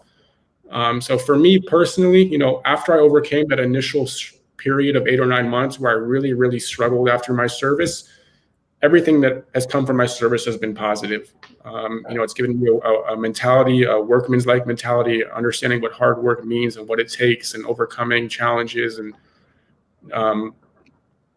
I think if a soldier goes in the right way and goes out the right way, that's the experience where it's only beneficial. And I've learned to kind of remove the bad, as far as, it's not okay for me to be upset at my brother that he's upset over not having 3 pillows, because he doesn't have the same experience as I do. So how can I hold him to that same level?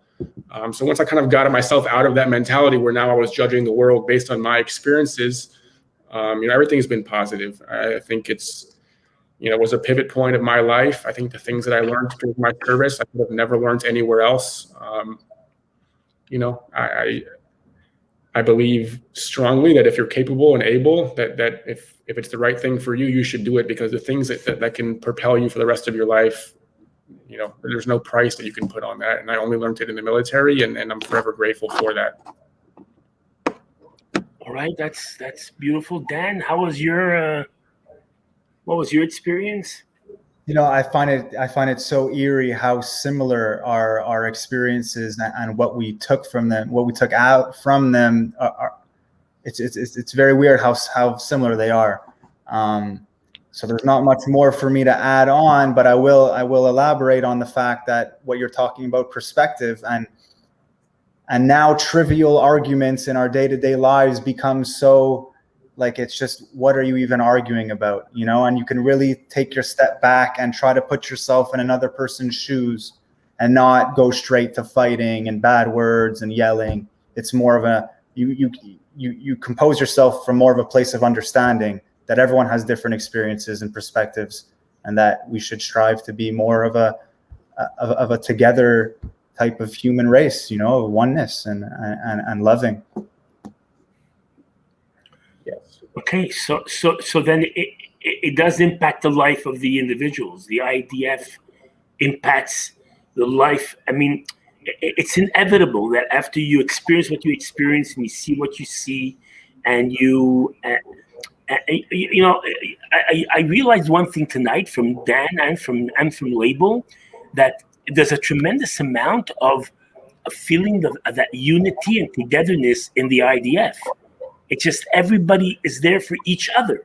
Yeah. And if I remember correctly, I once said one of those YouTubes is when they're going into different homes, there's actually I don't know if it's an iPad or a screen on the back of the soldier, that when the soldier who is behind the front soldier, he see the soldier behind is able to see what's going on in front of the person in front of him, because the camera on, I guess, either on clothing or on his rifle, it projects on the screen behind on the back, so that the soldiers in the back see what's happening, already in the front. So there's always that sense of caring for one another. And if I remember correctly, and correct me if I'm wrong, Leibel and Dan, isn't there the Merkava tank that is specifically designed with a place where if there's a wounded soldier, there's a place where to put the wounded soldiers in the Merkava tank, something to that effect, or another kind of tank that designed in Israel? So I personally didn't do too much work with tanks, so I'm not completely positive on how that works. I know that the vehicles that we did travel in at times are armored personnel carriers. Even if it's on foot, right, is like, the idea, and I think sometimes it kind of becomes almost like a cliche where people don't take it seriously, but like no man left behind, but that's real. Like that's a real thing. Like soldiers die to make sure that other soldiers don't get left in the battlefield. And that's the mentality. Is like even my friend, if he's no longer alive physically, I'm willing to give my life to make sure that his body comes home with us. It's life over everything, and that's the main focus. And again, it's I don't know exactly about the video, the camera thing, but I think to take it even one step further, if there is no camera, the soldier behind me who can't see anything has to trust me 1,000% that my step is going to be the right step because he's coming right behind me. So if it's the wrong step, he's taking the same wrong step. And that level of trust and that level of brotherhood and that level of unity and that level of caring for each other, I don't think there's another place in the world that you can find it. Right. I agree. I think, again, speaking about some of the struggles afterwards, is like, once I got out of the military, I looked at all my other friends and I didn't even consider them friends anymore because they did not have the same level of friendship and closeness that I did with the guys who served with me. And like, how do I recreate that in my personal life or the next chapter of life? And I think that's part of the real struggles afterwards. Is you've witnessed and experienced a friendship, a brotherhood firsthand that can never be recreated. And I think the only place that you can get that again is in the military. Dan, I remember when you came back from the military, so you the first thing you told me on the telephone, hey, Rabbi, Achi, Echenanim, Achi. So is the Achi means brother, right, in Hebrew? So is that the lingo between the soldiers and the warriors? And yeah. Well, I think growing up here in Montreal, a lot of the Jews can attest to the fact that they use the word bro a lot after their sentences. What's up, bro? How you doing, bro? So in Israel, it's the same thing, but it's just the Hebrew version of it, which is achi, achsheli. So it gets overused, so to say, in the army for sure. To officers, you would refer to your officer as achi, Yeah. Not sir, yes, sir. It's achsheli, So it's definitely something special, the IDF, and I'll touch upon another point that really differentiates the IDF from another military. Is when you're going in, when you're marching in, it's usually the officer that is the first one to go in. Whereas in the Canadian or the American, the officer will probably be behind all the other guys kind of monitoring from the backside. So I feel that that's a very special part about the IDF, that they really show the leadership by action instead of by words, And then in turn, everybody takes that kind of example in their life and in their service. That they go in front, they go ahead. And if you're a leader, you got to lead by example. You can't just yell at people all day long. You got to show them. So at the end of the day, you come back from the army. It changes you. It changes you to not to waste time with the little things in life and look at the bigger picture in life. And like Leibel was saying, what are you complaining about your pillows or about your bed? It got you thinking about what really life is all about. And in turn, that's what we were discussing before when it comes to taking a position in the workforce. So the army is like a training ground for you in life, and it strengthens you. It gives you confidence. It gives you perseverance, and it gives you purpose in life. Okay, I want to wrap up with one more question, and again, this is directed both to Leibel and to Dan, and that question is. By the way, if I can interrupt you real quick, I love this format. So I think Dan, and all my other events that I have coming up, I might need you to come along so we can do this at all of them. This is awesome. Dan, you got yourself a job, Dan. Put us in contact and we'll figure it out. Yeah, I like this a lot. Yeah. Okay, well, I just want to know. I'm not sure if it was a question that came in from one of our texters, and it was, as a matter of fact, it was on the Facebook page. It said this: was there anything in the Army, joining the Army, your experience in the Army, your service in the Army, what you came out of the Army, that you regretted, that you felt wasn't what I expected?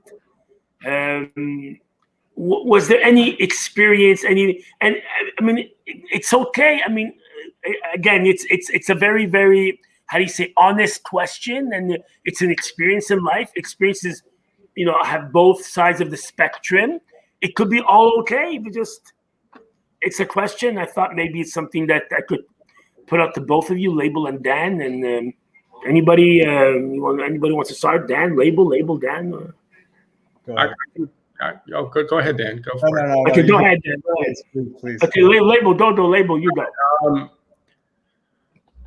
I think honestly, for me, the biggest regret that I have, and ultimately at the end of the day, it all worked out the way it was supposed to. But if I had to pick one, I think it would be how fast I left Israel and how fast I left the service. I finished my service shortly after the war in 2014. And, my mentality was I want to get as far away from this as possible. I need time to kind of, think things through and decompress and kind of be to myself a little bit. And I actually finished a few months before the other guys in my unit. And looking back, that was the wrong decision. I think one of the biggest thing about struggles after the military is that if you're surrounded by people who cannot relate to your experiences, you kind of tend to isolate, and then it's kind of down this rabbit hole of darkness and negativity. And, in Israel, unfortunately, everybody has the same experiences. So when you get out of the service, you're still surrounded by people who went through the same things as you, who went through the same struggles as you. Very sadly, everyone knows somebody who died in war or was affected by terrorism, and these experiences are not alone, yours alone. I think coming back to the States, thinking this is what was good for me, I quickly found out that, I was now surrounded by people who could not relate to my experiences on any level. People who I thought, even if they wanted to help me, they didn't know how to help me. They didn't know how to provide guidance. I felt very isolated and alone. I had struggled recreating those friendships and those bonds that I had back in service, back in Israel. And, it led to, like I mentioned before, 8 or 9 months of being in a really, really dark place. And even today, I'm trying my hardest to get back to Israel and put the uniform back on again, because I miss it so much. And I miss the guys, and I miss, being a part of that mission and that camaraderie and that purpose. So if I had to pick one thing, it would probably be, like I mentioned, the way I finished my service. Okay. Yeah. I'd have to agree with you there as well. And when you asked the question, Rabbi, you used the word regret, and it's kind of a strong word, regret, where I try not to regret things, but maybe for sure, I had made some mistakes along the way of my journey out there. And if I could, I would have done things differently, but I don't regret the mistakes, because at the end of the day, that's what builds you as a person and shapes you as a man.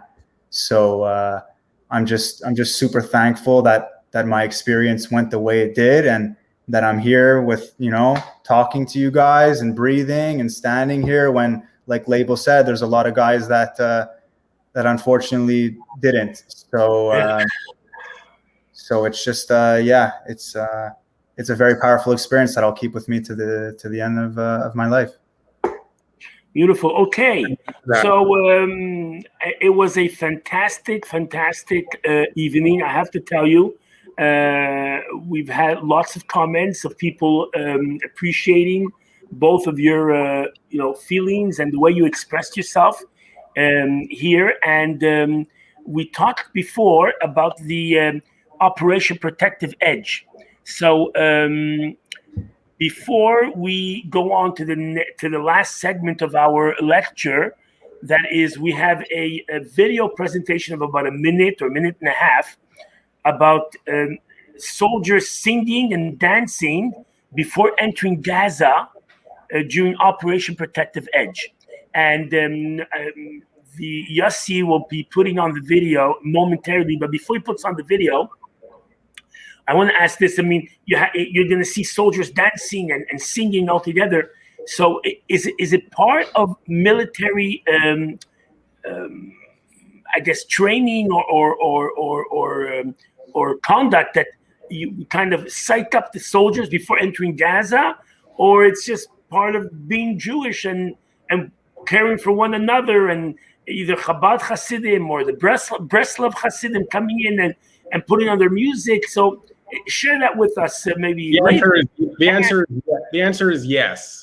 It's all the above. I think it's, before going into battle, you do want to get in the right frame of mind and want to, pump yourself up and get to a place where you're okay with the result no matter what happens, and get to a place mentally where you're ready for battle.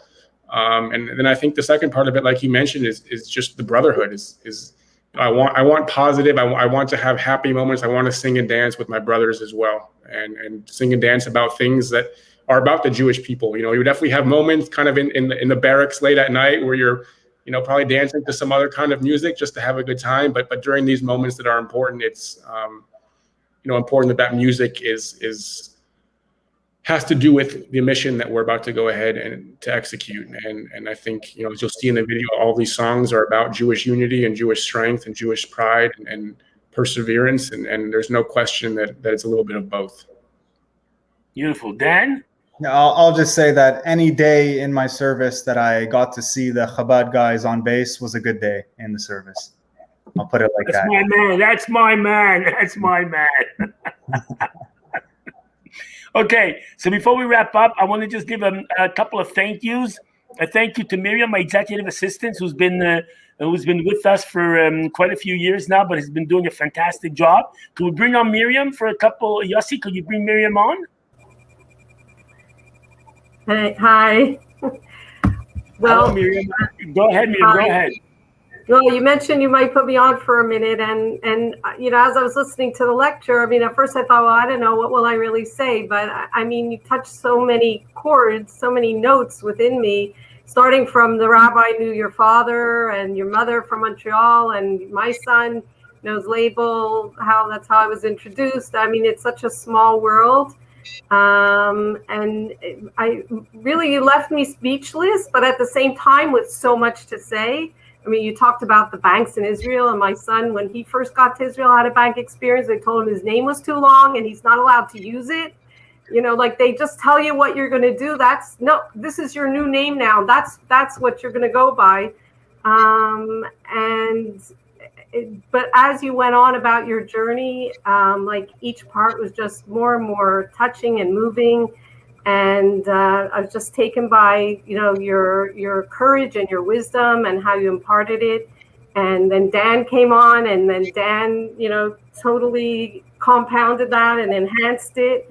And also, like Dan said, when he first got on, when you got to the part about your grandfather, my eyes were filling up with tears. And I'll never forget what he said to you, that and that image of what he said to you of coming through those gates, first with a Nazi soldier and then with his grandson as a soldier.